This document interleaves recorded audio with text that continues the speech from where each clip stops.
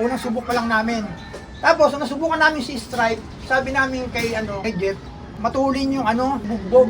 Ngayon, na-pair niya rin doon. So, nung na-pair niya rin doon sa kanya, nagamit niya rin, nag-produce naman ng first overall. 3 days naka-BS sila. Tapos 3 days plain water. Tapos 3 days ulit, corny special.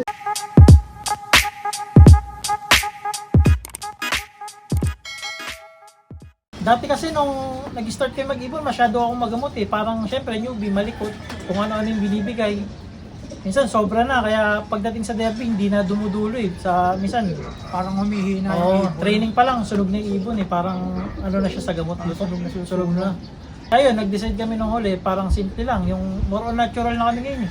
Kami gumagamit ng antibiotic pala, ng mga synthetic. Lalo pag derby na, iniwasan na namin. Tapos nga pala, yung system namin sa feeding, itolyokin kami. Habang tumatagal, lalong yung patuka namin, babad lang kami. Hindi nyo tinatansya lang. Wala, hindi namin tinatanya. Mas naniniwala kasi ako sa instinct ng ibon kaysa yung sa akin. Gusto ko yung sa sarili nila, kung ano yung gusto nilang kainin, kinakain nila. Kasi alam nila, mas maganda sa kanila yun, kaya sila kumakain ng gano'n. Babad lang yun. It all you can yun. Toss kasi namin, araw-araw. Tuesday, Wednesday, hanggang Thursday, puro self-toss kami.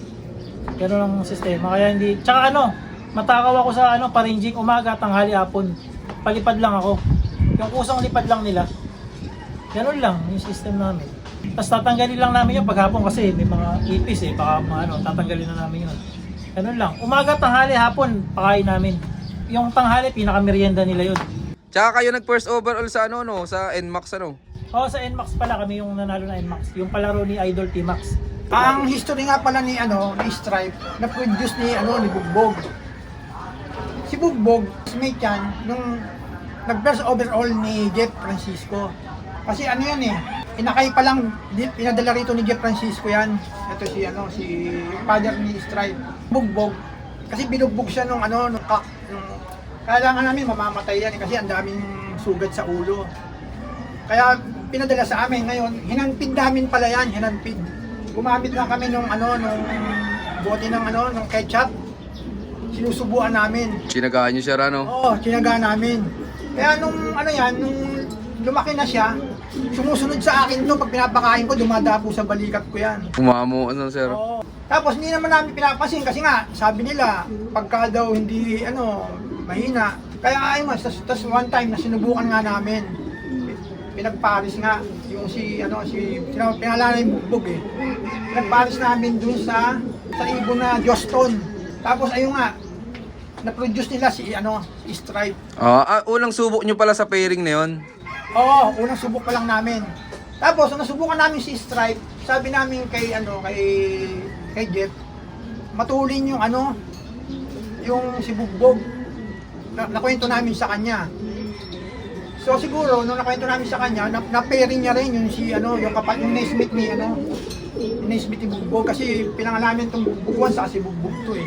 Parehong kakyan. Ngayon, na-pair niya rin doon. So nung na-pair niya rin doon sa kanya, nagamit niya rin, nag-produce naman ng first overall ng BBCM. Yun pala ang istorya nun. Sa kanya pareho itong Mga ibon na yan. ibon na to. Kaya lang kasi nung malaki na, binalik nung anak ko yung isa. Sabi niya, tag-isa tayo pare, sabi niya. Kaya nagtag-isa. Kaya ang galing nga ng nito, ang bloodline nila. Kasi pareho sila nag-produce ng champion eh. Oo Sa nga. BBCM Sa BBCM pa parehas. Nauna lang kami kasi summer eh. Yung sa kanya, North. Pareho silang nagbigay ng parangalan. Yun, galing nga. Congrats sa inyo, sir. Sir, pwedeng makita yung magulang ni Stripe. Kaya yan si Bugbog. Yung na nag-produce ng Second overall. Ito mga kalapatid. Tatay ni Stripe. Bali, anong bloodline na to? Ito bali ang bloodline nito, Cookman, Cooper, cross ng Gino Click. Ito pala yun mga kalapatid. Bali, puro Jason pasok lahat nito. Tatlong bloodline ni Jason nakapasok dito. Tapos unang subok nyo, Oo. Yung pairing nila, binago nyo pa? Hindi na ito.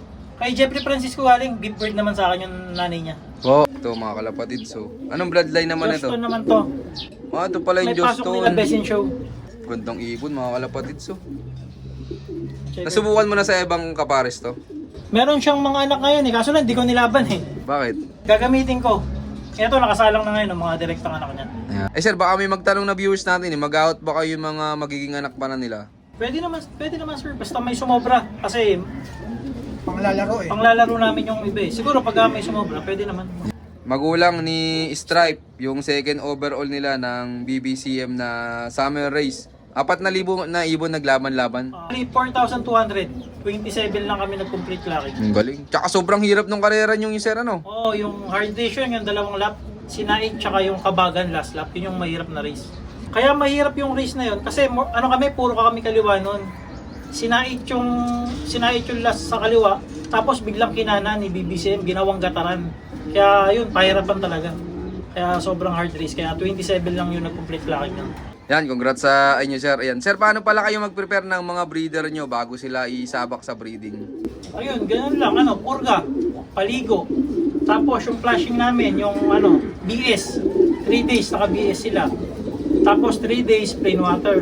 Tapos 3 days ulit, Orni Special, respiratory. Tapos yun na, pahinga na, puro multivitamins na. Sa tubig, multivitamins, tapos babad lang ng grits. Lagi lang silang may grits, ganun. Hanggang sa mga itlog na sila, ganun lang. Tapos, ang multivitamins ko sa tubig, every other day, nagbibigay ako. Tapos minsan, sinusundan pang ko ng honeybee, ganun. Simple lang, sobrang simple lang. Paano naman kayo pumili sir nung pagpaparisin nyo? Malaki tsaka maliit lang, tapos yung magkaiba lang yung kulay ng mata. Ganun lang ako mamili, tapos yung pairing. Puro crossbreeding ako, puro cross ako ngayon eh. Medyo magkakalayo yung line, parang ganun yung ginagawa ko eh. Parang din ako doon kami iyang eh. Yan, maraming salamat sir. Sir, anong mabibigay niyong payo sa mga viewers natin na pipili nung gagawin nilang breeder? Siguro, number one, yung bloodline niya. Kasi ayun ang yung kaasa na uuwian ka ng ibon. Na alam mo talaga na galing sa talaga. Kasi maraming kwento na ito, magaling, champion to. Pero kwento lang yun.